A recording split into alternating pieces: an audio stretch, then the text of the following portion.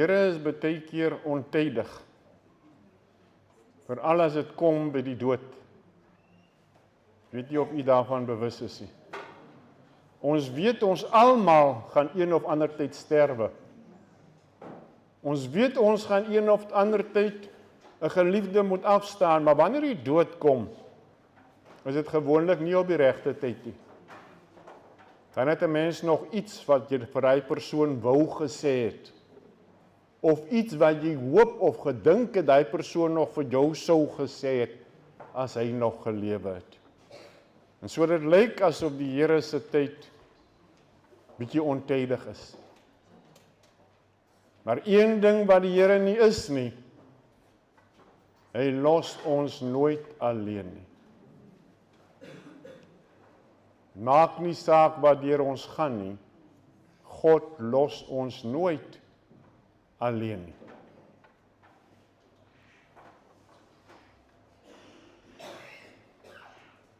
Die psalmis Dawid skryf hierdie wonderlike lied. En hy skryf dit uit die diepste van sy wese.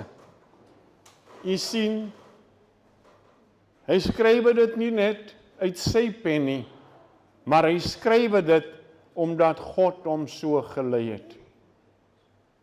En wanneer Dawid hierdie psalm skryf, dan is hy besig om alles saam te vat. Hy vat alles in 'n neutedop saam in Psalm 139. Sy lewe. En hy skryf dit met oortuiging. Ek wil veral stil staan by die 14de vers. Ek wil U loof, want U het my op 'n wonderbaarlike wyse geskep. En dan sê hy verder, ek is vol verwondering. Die Engelse gedeelte verwys ook na fearfulness in hierdie selfde gedeelte. En as ons die fearfulness na hierdie vertaling toe wil oordra, of in die konteks plaas, dan kom ons agter. Dawid is eintlik besig om te sê, dis die manier hoe ons God moet aanbid, uit ons hele wese uit. Dis nie sommer maar net 'n paar woorde wat ons moet oordra nie, maar aanbidding is iets wat uit ons wese uitkom.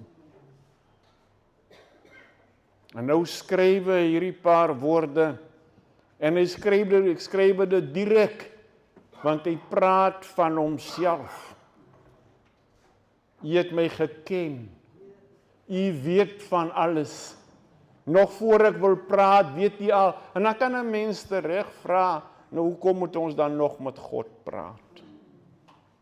Want hy weet dan alles. Maar ons besef een van die groot dinge wat God met ek en U aangaan, is om te kommunikeer. Ons praat met hom en hy praat met ons. Daar is so baie kere dat ons nie eers weet wat ons nodig het nie. Vergeet nog dat ons weet wat ons graag wil sê. Ons weet nie hoe om die Here te loof en te prys nie. En daarom staan Dawid hier stil. Hy wil nie daar ver begin nie. Hy begin met homself. In die duisternis is hy saam met my. In die lig is hy saam met my. Selfs na die dood is hy saam met my. Daar's niks wat sonder U bestaan nie, is Dawid hier besig om te sê.